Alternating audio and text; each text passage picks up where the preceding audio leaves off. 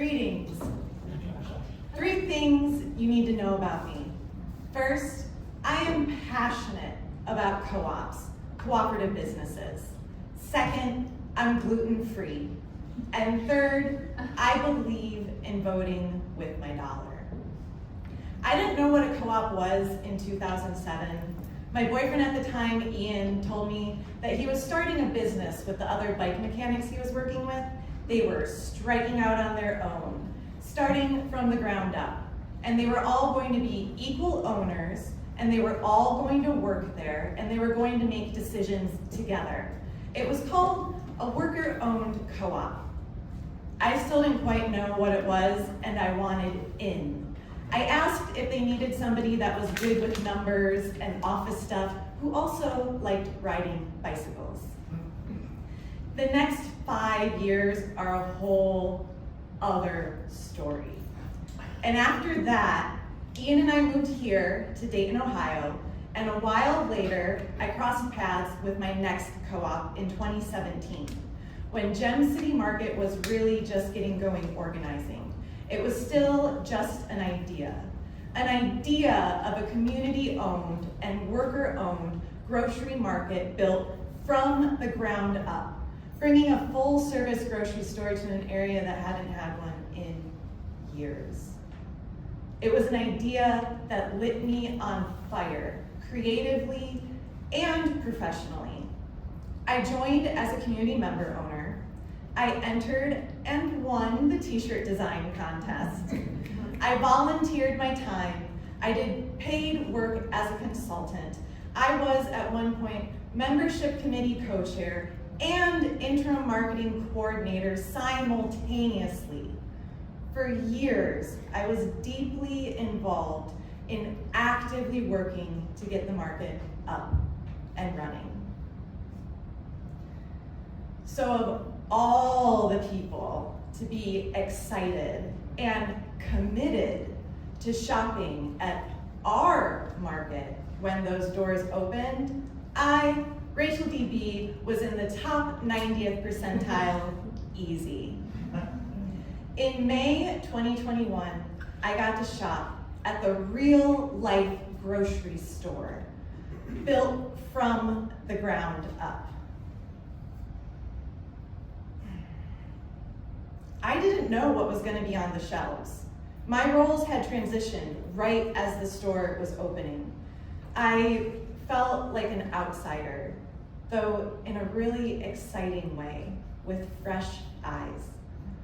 I wanted to spend 75% of our household budget at Gem City Market. I vote with my dollars. Knowing that it was also a smaller store and, well, to me that's a benefit. Fewer decisions you have to make. Yet it was unlikely they would have everything on our list. And 75% was maybe radically optimistic even for me. And it was true. There were a number of things that weren't there on my first visit, including gluten-free flour.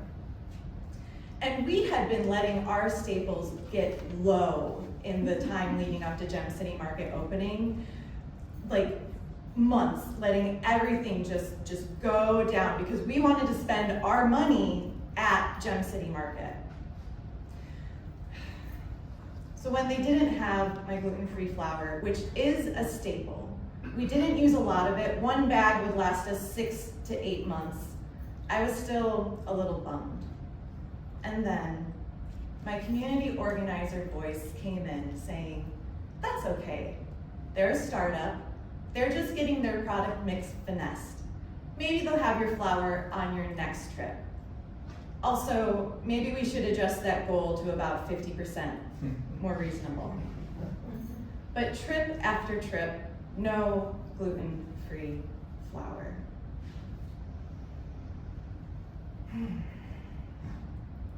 So, with the holidays coming up and no GF flour in sight at GCM, I give Ian the go-ahead to get our flour at that other grocery store, where he goes after I go to Gem City Market to pick up the things that I couldn't get there first. My community organizer is bummed. It doesn't like having to spend money at that other grocery store. I want everything in my cupboard to come from Gem City Market. I vote with my dollars. My personal responsibility is glad not to have to think about gluten-free flour again for a while.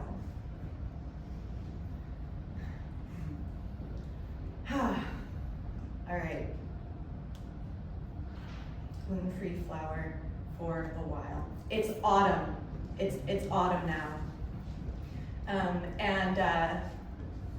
Close. We're getting close to spending our 50% at Gem City Market.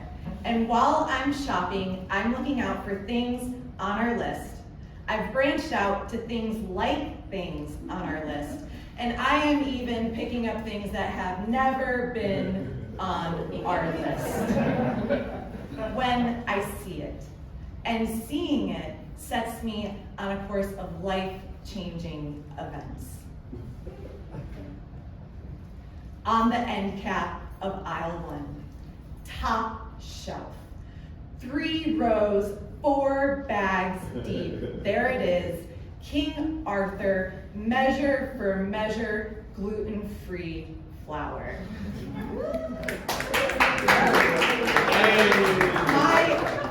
Exactly. My community organizer inside is ecstatic that enough other people wanted this thing, and our co-op heard us, and it is on the shelf. I need to get some.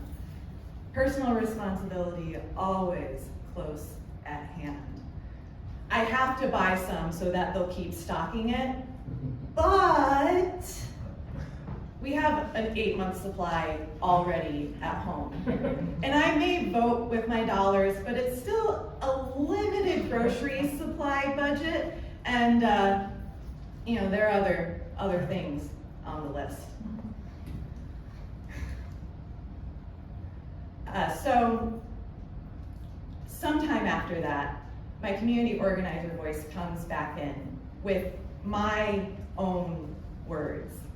It's more than a grocery store. It goes beyond that in the connections we make with each other. It's not just about the money or the cupboard space.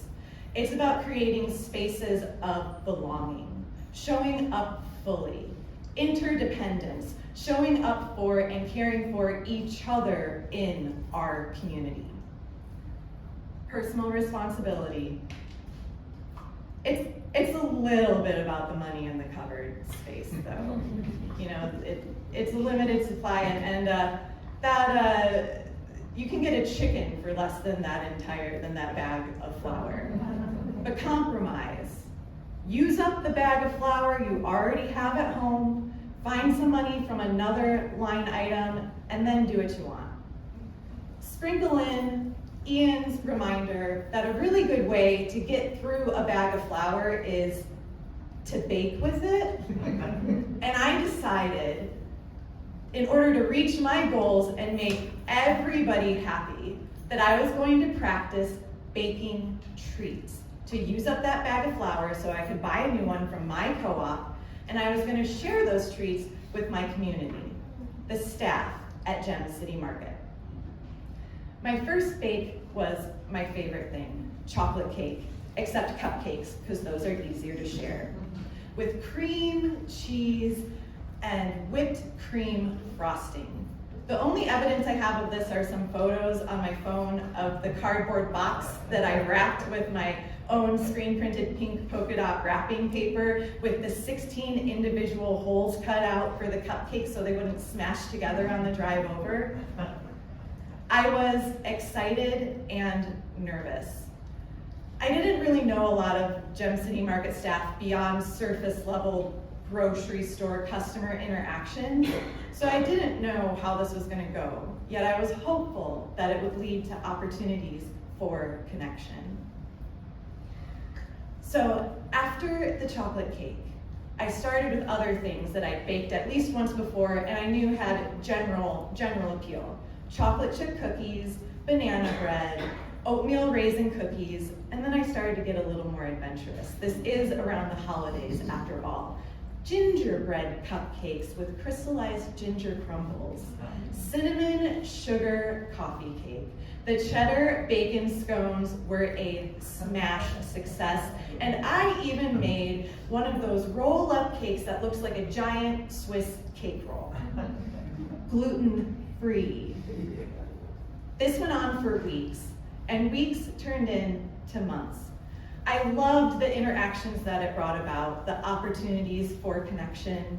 I came to rely on Robin, with a Y, one of my favorite cashiers, who is also gluten-free, to give me the truthful feedback about the bakes I've been bringing in. Like when the double chocolate chip with crystallized marshmallows tastes burnt to some people, Robin let me know.